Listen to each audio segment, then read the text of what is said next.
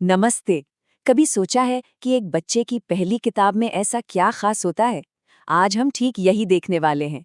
हम बच्चों की पहली भाषा की किताब के पन्ने पलटेंगे और समझेंगे कि कैसे साधारण सी कहानियां और खेल भाषा सीखने की नींव रखते हैं। तो चलिए शुरू करते हैं ये सफर। तो कहानी की शुरुआत होती है एक बहुत ही सीधे साधे एक प्यारे से इनविटेशन से। एक बत्तख अपनी दोस्त मुर्गी से कहती है, प्यारी मुर्गी चलो गांव के मेले में चलें।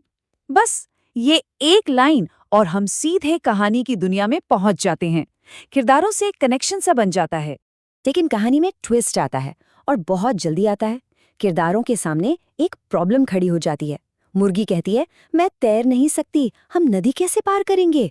और देखिए, यही तो कमाल की बात है। ये किताब सिर्फ शब्द नहीं सिखा रही, बल्कि शब्दों के जरिए प्रॉब्लम सॉल्विंग सिखा रही है। और यहीं से कहानी और भी इंटरेस्टिंग हो जाती है। बत्तख बड़े कॉन्फिडेंस से कहती है, मेरे पास एक प्लान है। सोचिए, ये छोटा सा वाक्य बच्चों के अंदर कितनी क्यूरियोसिटी जगा देता होगा। वो सोचने पर मजबूर हो जाते हैं कि आखिर ये प्लान है क्या। तो सवाल ये है कि उन्होंने नदी पार कैसे की होगी? अब देखिए, किताब इसका जवाब सीधे सीधे नहीं देती। वो बच्चों से ही पूछती है, ताकि वो तस्वीरों को देखें और खुद जवाब ढूंढें। ये एक बहुत ही क्लेवर टेक्निक है, जो बच्चों को ध्यान से ऑब्जर्व करने और कंक्लूजन निकालने के लिए एनकरेज करती है। तो चलिए पहले सेक्शन की तरफ बढ़ते हैं। मजा, दोस्त और पहला सबक। देखिए, ये किताब एक बहुत ही ब्रिलियंट आइडिया पर बनी है कि सीखना बोरिंग नियमों से नहीं होता। असली सीखना तो कहानी, एम्पैथी और अपने आसपास की चीजों को गौर से देखने से शुरू होता है। कहानी खत्म होते ही किताब एक एक्सरसाइज देती है, वोकैबुलरी को और पक्का करने के लिए। बच्चों को जानवरों को उनके बच्चों से मैच करना होता है। अब ये सिर्फ रट्टा मारना नहीं है ना, ये तो कहानी से जो सीखा उसे अप्लाई करना है, मतलब नॉलेज को एक्शन में बदलना। अच्छा, अब कहानी से आगे बढ़कर कविता की तरफ चलते हैं। ये भी देखना इंटरेस्टिंग है कि कैसे अलग अलग लिटरेरी फॉर्म्स का इस्तेमाल करके बच्चों को अलग अलग चीज़ें सिखाई जा रही हैं। इससे क्या होता है, लर्निंग प्रोसेस फ्रेश और मज़ेदार बना रहता है। ये देखिए, ये है रंग कविता। कितनी खूबसूरती से इसमें रंगों के नाम सिखाए जा रहे हैं, लाल, पीला, नीला। लेकिन बात सिर्फ रंगों की नहीं है, इससे भी ज्यादा ये कविता अपनी राइम और रिदम के जरिए एक बहुत जरूरी सोशल लेसन भी देती है, कोऑपरेशन का, शेयरिंग की ताकत का। और फिर किताब एक ऐसा सवाल पूछती है जिससे पता चलता है कि बच्चे ने समझा कितना। सवाल है, बच्चों ने क्रेयॉन क्यों शेयर करना चाहा? ये सवाल बच्चों को क्या हुआ से आगे ले जाता है और क्यों हुआ के बारे में सोचने पर मजबूर करता है। सही मायनों में क्रिटिकल थिंकिंग की शुरुआत यहीं से होती है। चलिए अब सीखने के अगले और थोड़े टेक्निकल स्टेज पर चलते हैं। अब बारी है भाषा की बनावट को समझने की, मतलब उसके कोड को साउंड्स और लेटर्स में तोड़कर समझने की।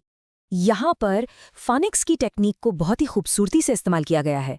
ग्र, क्र, ड्र, प्र, ये सब मिलती जुलती आवाजें हैं, राइट? तो इन ध्वनियों वाले शब्दों को एक साथ रखकर किताब बच्चों के कानों को ट्रेन करती है, ताकि वो आवाजों के बीच का वो जो बारीक सा फर्क है उसे पहचान सकें। 26 अंग्रेजी अल्फाबेट में 26 अक्षर होते हैं। अब ये नंबर सुनने में तो बड़ा सिंपल लगता है, लेकिन असल में यही वो 26 सिंबल्स हैं, वो 26 कीज हैं जिनसे पढ़ने और लिखने की पूरी दुनिया का दरवाजा खुलता है। ये भाषा के बेसिक कोड को मास्टर करने की तरफ एक बहुत ही इम्पॉर्टेंट स्टेप है। और ये जो तरीका है ये तो बहुत ही इफेक्टिव है। हर लेटर को एक ऐसे सेंटेंस के साथ सिखाया जाता है जिसमें उस लेटर की साउंड बार बार रिपीट होती है। जैसे सी के लिए, Chandu likes cabbage and carrots. इससे सिर्फ अक्षर ही नहीं सीखते, बल्कि उसकी आवाज भी बार बार सुनकर दिमाग में एकदम पक्की हो जाती है। तो एक बार जब लेटर्स और साउंड्स की समझ आ जाती है, तो किताब सिखाती है कि इन अलग अलग टुकड़ों को जोड़कर मीनिंगफुल सेंटेंसेस और आइडियाज कैसे बनाएं। मतलब अब असली कंस्ट्रक्शन का काम शुरू होता है। अब जरा ये देखिए, ग्रामर के एक मेन कॉन्सेप्ट को कितने सिंप्लिसिटी से समझाया गया है।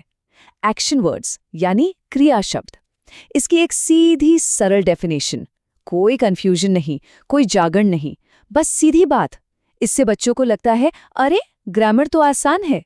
और डेफिनेशन के फौरन बाद एक एक्सरसाइज, बच्चों को एक लिस्ट में से एक्शन वर्ड्स को ढूंढना है। ये एक ब्रिलियंट तरीका है, जो भी सीखा है उसे तुरंत प्रैक्टिस में लाने का। आखिर नॉलेज को सिर्फ जानना ही तो काफी नहीं है, उसे इस्तेमाल करना भी तो जरूरी है। यहाँ देखिए, अल्फाबेटाइज करने जैसा जो कि एक कॉम्प्लेक्स प्रोसेस हो सकता है, उसे कितने सिंपल कॉन्क्रीट स्टेप्स में तोड़ा गया है। ये दिखाता है कि किताब के इंस्ट्रक्शंस कितने क्लियर हैं, किसी भी मुश्किल काम को आसान और मैनेजेबल बना देते हैं, और इससे बच्चों में कॉन्फिडेंस भी बढ़ता है। कंपाउंड वर्ड्स सिखाने का ये तरीका तो बहुत ही मजेदार है। किताब शब्दों को दोस्त की तरह दिखाती है, जो मिलकर एक नया मतलब बनाते हैं। जैसे रेन और बो दोस्त बने तो रेनबो बन गया। ये लर्निंग प्रोसेस को एक खेल जैसा बना देता है, जो इसे मेमोरेबल और फन दोनों बनाता है। तो अब हम अपने इस विश्लेषण के कंक्लूजन पे आ गए हैं। हमने अब तक जो भी देखा उससे एक बात तो साफ है, ये किताब सिर्फ एक्सरसाइजेस का कलेक्शन नहीं है। ये तो सीखने के लिए एक बहुत ही सोच समझकर डिजाइन किया गया स्ट्रक्चर है, एक पूरा आर्किटेक्चर है। तो इस पूरी किताब में हमने कुछ कोर टीचिंग प्रिंसिपल्स देखे। देखिए, ये कहानी से शुरू करती है, खेल खेल में सिखाती है, सिंपल से कॉम्प्लेक्स की ओर बढ़ती है, रेपिटेशन से नॉलेज को पक्का करती है, और सिर्फ रट्टा मारने के बजाय सीखी हुई चीज़ों को अप्लाई करने पर जोर देती है। यही वजह है कि ये तरीके इतने इफ़ेक्टिव हैं और टाइमलेस हैं। और ये सब हमें एक बहुत ज़रूरी सवाल पर ले आता है।